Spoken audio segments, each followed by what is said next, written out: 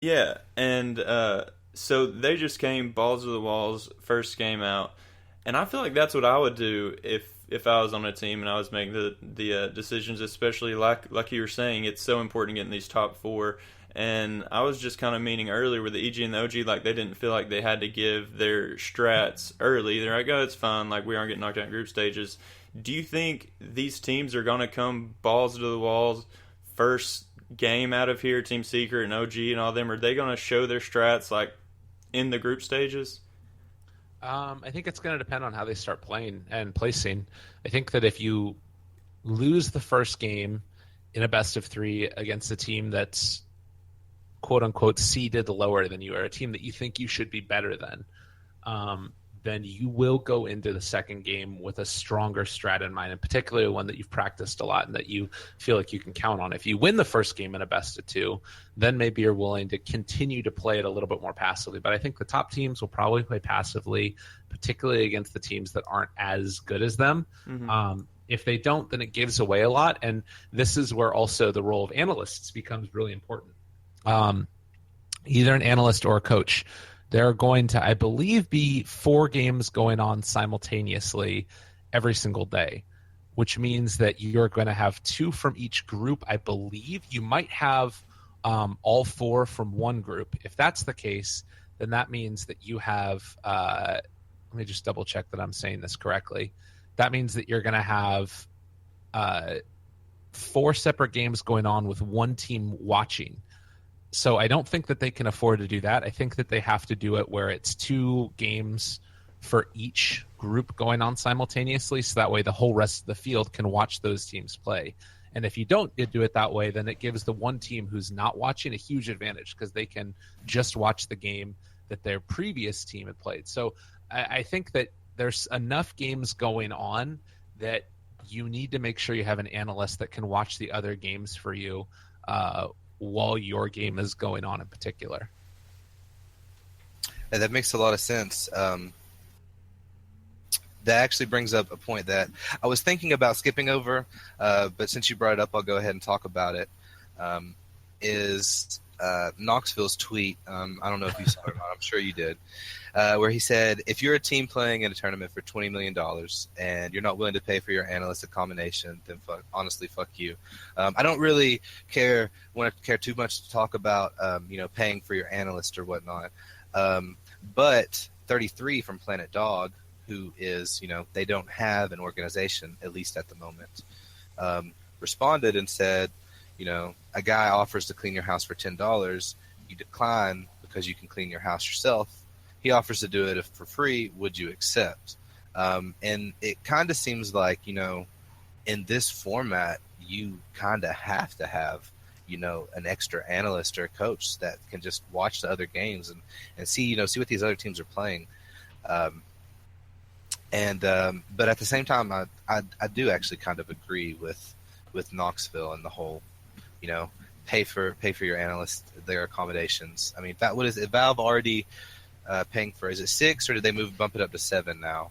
That they're I believe that it's 6 that they're accommodating. 6, yeah. So that leaves room for your players and either a coach or a manager. So I get that. I mean, especially if Planet Dog, who doesn't have a organization, it doesn't have that capital to front it at the beginning, it could be a problem for something like that. But I honestly think if they wanted someone that they've probably had some offers for some orgs, if I'm not mistaken. You know how there's lawyers and stuff, like if I don't win your case, you don't pay me? It would be cool if they had like an analyst. It's like, okay, I'll come do it for you and we'll share it, but you don't pay me up front. I think that they do have some analysts. I think a decent number of them get paid based upon how deep of a run you get into a tournament. So you get paid based off of like the percentage of a prize pool, but not all of them get paid like that. Some just get a flat rate. Makes sense. Well, anyway, I guess one last thing we'll do before we go. We'll just get your opinion on some International 7 stuff. So if you were a betting man and I'm sure you know what's coming. You were a betting man and you had to say That's my horse. That's the money I'm putting. That's what I'm putting all my money on. Which team are you picking, and why are you picking them? Well, this is a really tough one for me. There are a lot of really, really good teams, and enough good teams outside of the really, really good teams that we could see some pretty shocking upsets when you get to the main event, and particularly when you get to the lower bracket. I came out of the summit fully ready to say that VP was going to dominate everybody. When you look at what they did, they had a tournament where they picked a different hero every single game until the very last game of the end of the tournament. And they won them all. So when you look at a team like VP that has done that, gone to a tournament with amazing teams, and they beat them all basically by playing with a handicap, you can't really like dispute that they're one of the best teams in the world, and maybe the best team in the world. So not only that, they came in with a ton of confidence because they feel like they can beat anybody with anything. The big problem with VP is that they are also fairly cocky, and I think that when you look at like how Wings won last year, right? They're a team that could also play anything, but they said we're going to build a strategy around whatever hero we want to play. Whereas VP is saying we are mechanically strong enough players that it doesn't matter what we pick, we're going to win with that. And those are two different mentalities.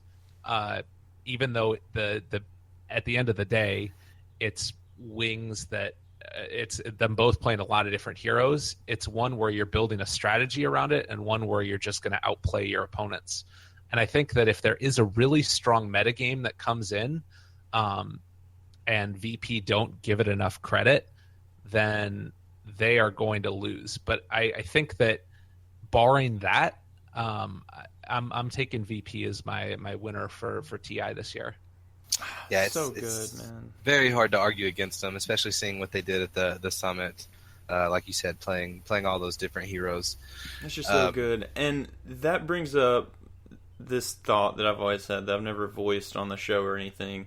You know, they were using old strats, you know, like Huskar Dazzle, stuff like that are obviously good in the right situation, but I feel like just the way Dota is played, people are most of the time only playing meta stuff. Like, oh no, that's 6.86 or whatever. Yeah. But obviously those things still work. And like you were saying earlier, last year Na'Vi was playing Sand King, and who knows if people would have played it after that. It's like people see these things, like see these good plays or these good combos and stuff. It's like, oh yeah, that's meta. But I'm always like, I bet there's a lot of potentially meta things that no one's playing yet. Know what I mean? I feel like anything could potentially be meta if the right people are playing the heroes. Yeah. So that's just awesome about Dota. It is. That's the best part of it. Absolutely. So do you have maybe a dark horse team, you know, kind of maybe like a DC, somebody that can make a run this year at it, or maybe even, you know, a TNC last year where they can maybe upset someone like an OG or a VP or something. I could potentially see VP doing something like that, you know, to maybe one of these SEA teams. Yeah, I think that if you're looking for a couple of dark horses, it depends on visa issues, but both of the LGDs are incredibly strong. I actually don't think that LGD Forever Young depend upon Monet or Inflame. If there's one of those that they depend more on, it's probably Monet, because he's just this like classic stable carry. Inflame's a little bit psychotic, and I love him for that. But he's a pretty crazy player, and very hectic as well. But I think that fits with those style of Dota that they play. And then for LGD, as long as they don't have any VC issues as well, I expect them to make deep runs. The other big, like, you know, you can never bet against OG, EG, and Liquid to go far. I'm still not completely sold on Newbie. I love that team. It's one of my favorite teams, but I'm just not sure if they're the one. And I really am not a believer in IG, just because I think that It depends on how much training they've been doing recently, but I really felt like they fell off a decent amount after DAC. Yeah, And Baboka got nerfed. That was a big well, thing. he got nerfed. Burning everybody got nerfed, and also they didn't really like. It felt like they kind of knew that they were going to get invited to a lot of tournaments. They didn't try as hard, and in my eyes, they were the 4th best team in China when they got the direct invite to TI. But you had to invite them because of their record and how well they did at Kiev and DAC. So I think that it was the right decision to invite them, but I thought that leading up to this, they were still like the 4th worst team in China, or 4th best team in China. Sure. So you say maybe if you had to LGD pick somebody for that young and LGD. Sure. Those are good. Those are good because was this last tournament where they got first and second? Am I thinking correctly? MDL. Yeah, MDL, I think it they got was. first and second. Yeah, I think so LGD won that one, if I'm not mistaken. Oh, so they were second and third? No, they were first and second. That's what I LGD was thought. number 1. LGD Forever Young was number 2. Yeah. So speaking of burning and who else did you say got nerfed? Well, regardless, is there going to be a 7.07 before TI? I really doubt it. Really? I think this is probably the patch that we're going to be playing on. You might see little changes here or there. I've kind of been patiently waiting for the Earthshaker off-lane pull to be taken out of the game, but I have this sneaking suspicion that it's going to stay in there. Yeah. Man, I would love it, though. I would love to see. I would love them to just throw a huge curveball in like 7.07. Huge curveball. I'm sure the players would love that. Care. I would love that, man. It would be so chaotic. People trying to figure out the new meta in the TI. That'd be awesome. That's true, but these are people's livelihoods. Yeah. So I can understand not wanting to do anything too crazy. That's true. Unless you have anything else you want to add, I think this might be a good stopping point. Do you have anything coming up? I mean, I know they haven't released anything about the talent invites for TI, but is there anything else that is out and open that you can tell us that you might be doing upcoming? I'm planning on streaming a decent amount more on my channel. I think that it's pretty important to keep that stuff going. I kind of want to cast some more pubs as well, and do a bit more of that if possible. So that's just the main stuff. My stream, twitch.tv/Lyrical Dota, and then whenever there are tournaments that happen to come up that BTS needs casters for, I'll be on those probably as well if I cross my fingers. Yeah, so follow him on Twitch, and then what's your Twitter? Is it at Lyrical Dota? Twitter.com/Lyrical Dota. Lyrical Dota, cool. Or is there any other? You got a Gmail you want people to send emails to? Is there anything else you need to advertise here? Yeah. I mean, if anybody has any thoughts, feelings, concerns, all of the above, gmail.com/Lyrical Dota, I think. Yeah. I think that's it. I think that's what I've been emailing you on. But hey, Lyrical, thank you so much for joining. It has been a pleasure.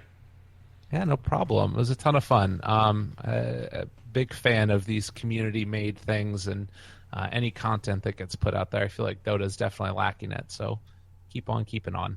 For sure. So, Space, do you want to plug the rest of our stuff here?